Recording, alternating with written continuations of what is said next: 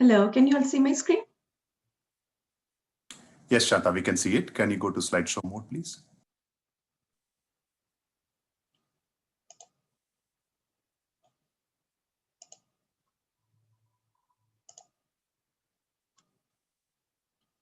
All right.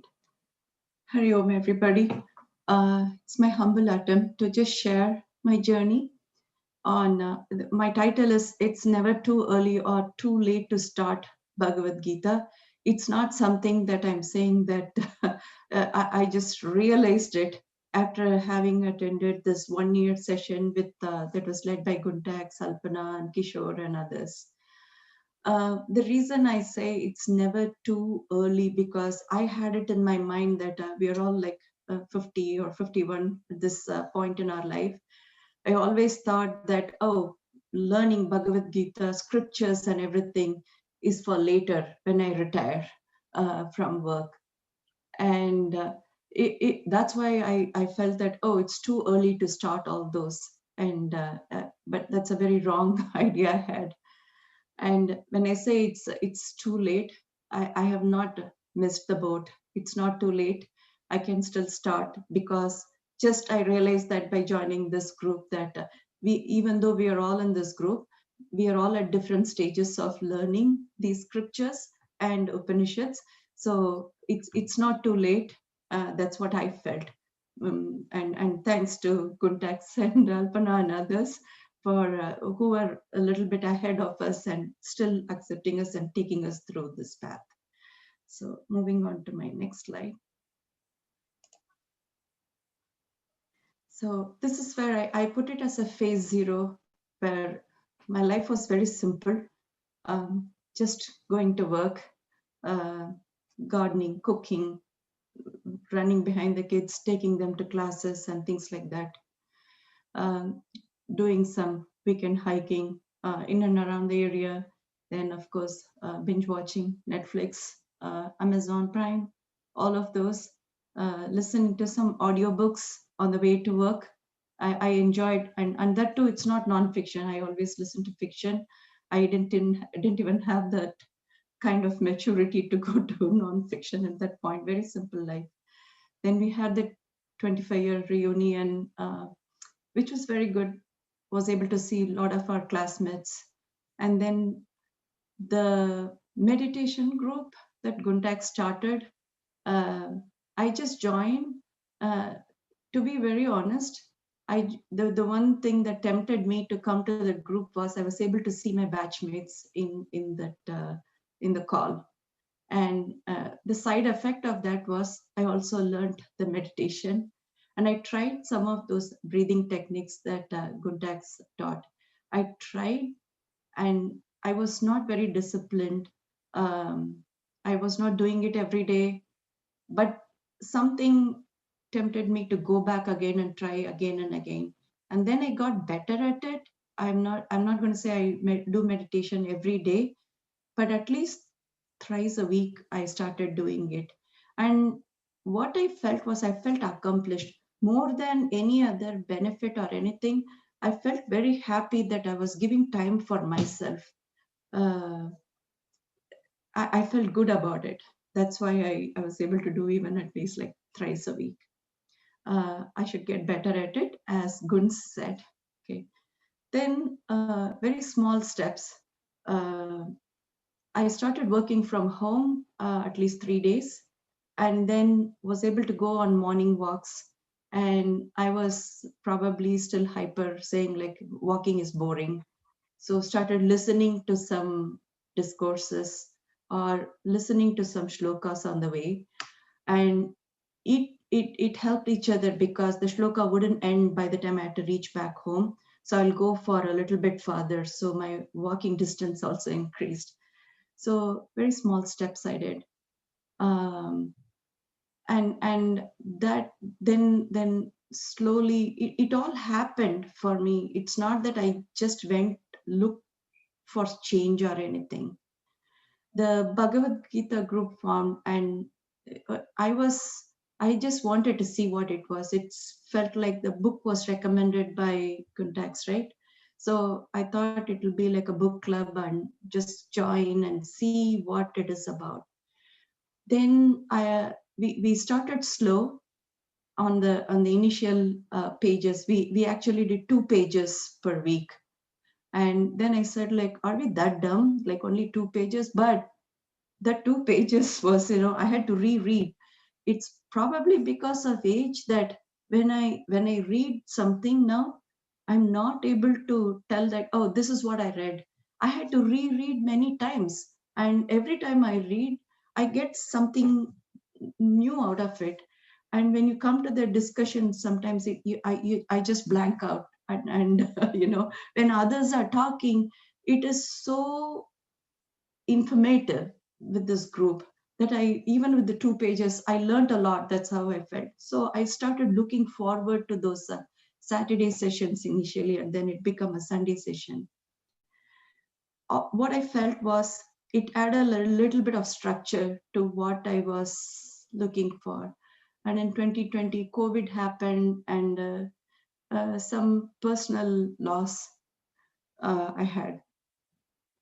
This group, I came back to that very supportive, right? Very, very supportive. It's not like, oh, I have this problem and that problem, and people will come up with answers. It was very, very generic. And one thing is, like, we were all at the same age groups. So probably kids going to college, and we become empty nesters. So we might all be somewhat in a similar situations, parents aging, or some of us losing our parents. So we are at a stage where we might have similar experiences and things, questions. And so this group really, it's kind of like, I felt connected with this group, the Bhagavad Gita group that Guntex formed.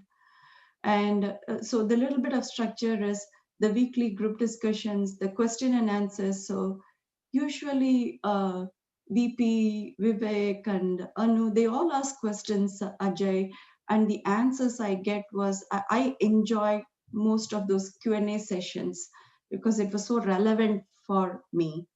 And between these weekend sessions, this is one of the most active WhatsApp group than the main WhatsApp group for bits, I felt.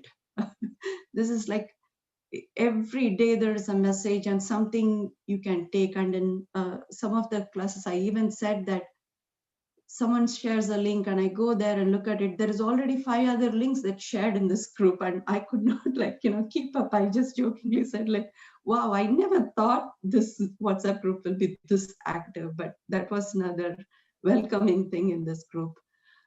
So I also got exposure to the thing called Upanishads. I thought that's only for monks and like gurus to read, not for common people like us.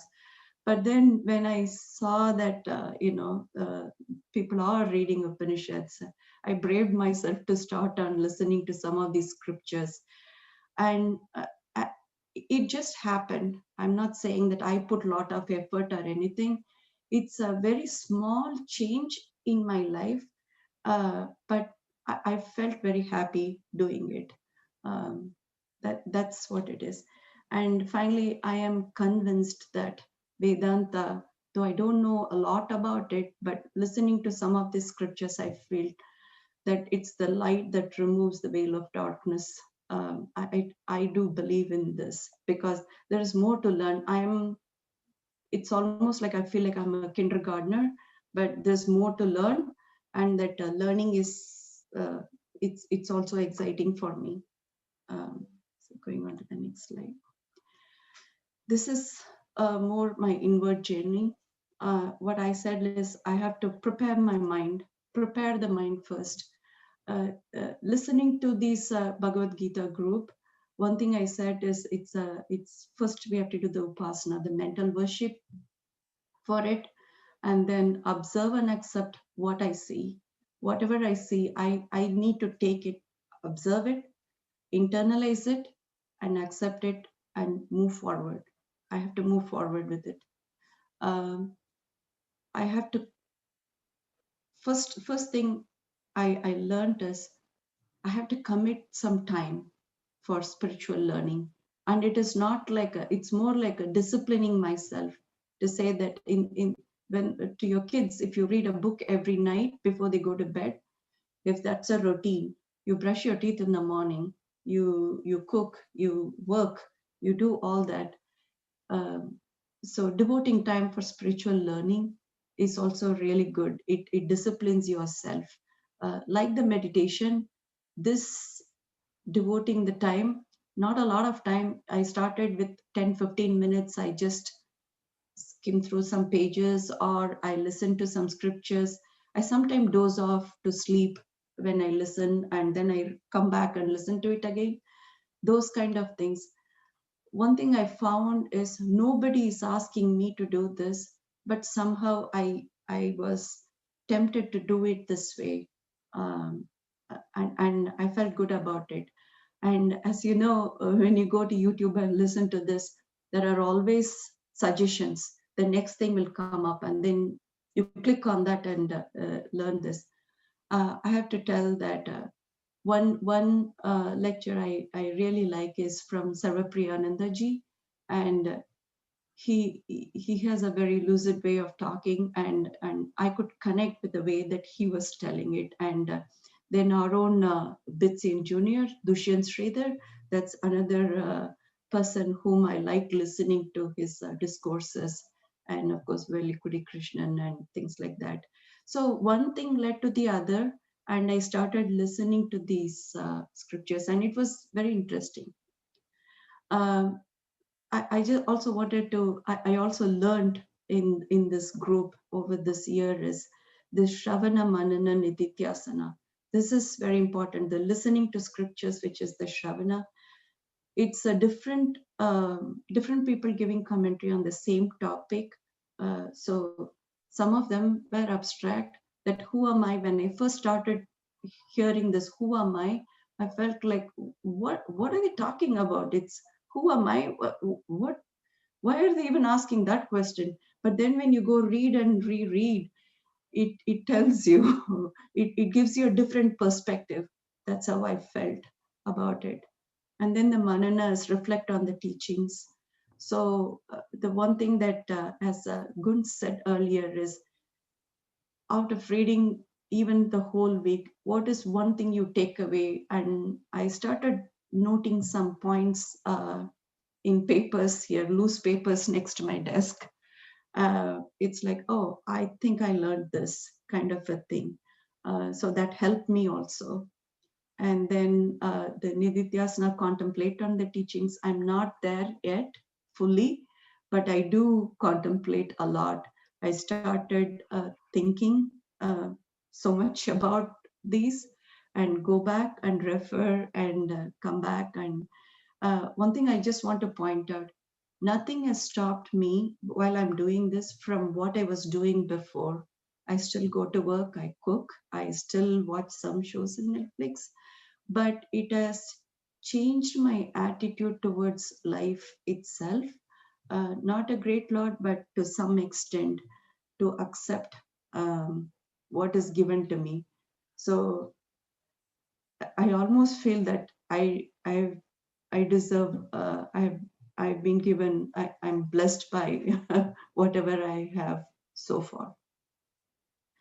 Uh, in this group of Bhagavad Gita, I also learned that it shows three paths to the spiritual liberation: Karma Yoga, Bhakti Yoga, and Jnana Yoga. It's I don't know what I felt is I need a mixture of all this.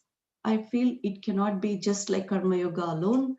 We need to have some devotion, Bhakti Yoga, and the Jnana Yoga, the knowledge itself, seeking for that knowledge. So all of this is it's a mixture, but one will be dominant. And leading to that, I just want to talk what I learned about Karma Yoga and which I think I can practice. Uh, Seeking knowledge is definitely all of our goal. I feel that because we always want to learn, whether it is technology or something about movie or art or anything. We always are finding something and seeking knowledge. In that process, we go through some pain and pleasure. We do face some failures. We do enjoy some things. Uh, Sometimes we feel pleasure is mistaken. It's mistaken as a goal. That's not what we are seeking. We are seeking for knowledge. I realized that.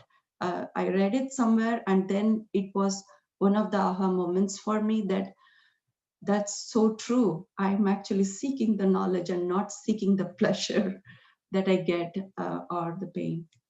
Uh, the other thing that I don't know whether I'm doing it, but I have learned that we have to give 100% effort in the work with the right attitude, which is very important.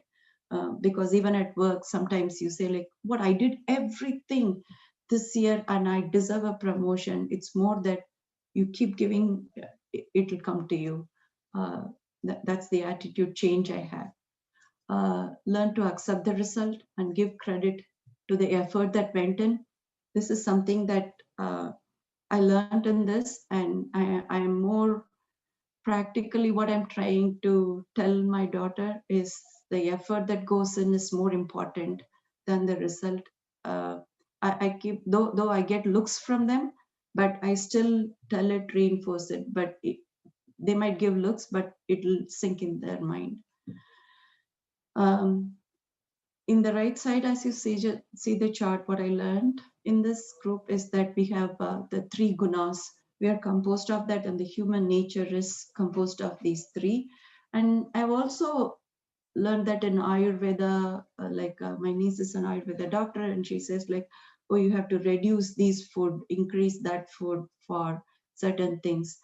And as we know, on certain auspicious days we don't take certain food, and other days we reduce it. So it's basically about reduce the tamasic nature, which is like the dull mind. um, I in this journey, we contacts reminded us of the Ekadashi, so fasting. I tried doing it most of the days, um, yeah, yet to see the benefit of it, but I believe it's good. It's good for my own body anyway to reduce the junk. Uh, the other thing that I also found was human beings seek happiness. I've at one point, like, what is happiness, and it is something like, you can't measure it. You really cannot measure it at all, because the same happiness, if you try to create the same situation, it's not going to give you that same level of happiness. And it's just a small things that gives me happiness. And maybe at whatever at this age, what I'm feeling 5 years down the line, I may feel different about certain things. So that's one thing that I also have it in my background. um, Again, my journey will continue. 2021 will stick with learning some Upanishads, at least two. That's my goal. Then continue the Ekadashi fasting, and I'm going to do the Chaturmasa fasting with this. Some of us in this group did this year, like EP, Ajay, and Guntax, of course. Uh, they all braved, and now that gave me the confidence that even I can do it. And then I do volunteer at some place. With COVID and other things, I won't be able to go, but I'm going to do some pro bono work, some volunteering wherever I'm going to increase that, and then follow the Gita study group, this group, on that next whatever we decide to do, that I'm going to do. And finally, I thank Guntax for showing this path and leading this group. Alpana, thank you so much. Always you talk with conviction, and it's like very clear, crystal clear explanation you give for many of the questions that others ask.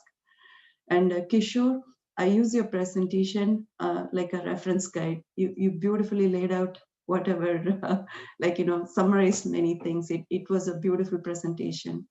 And then my fellow group members, you guys keep it so interesting and inspired me.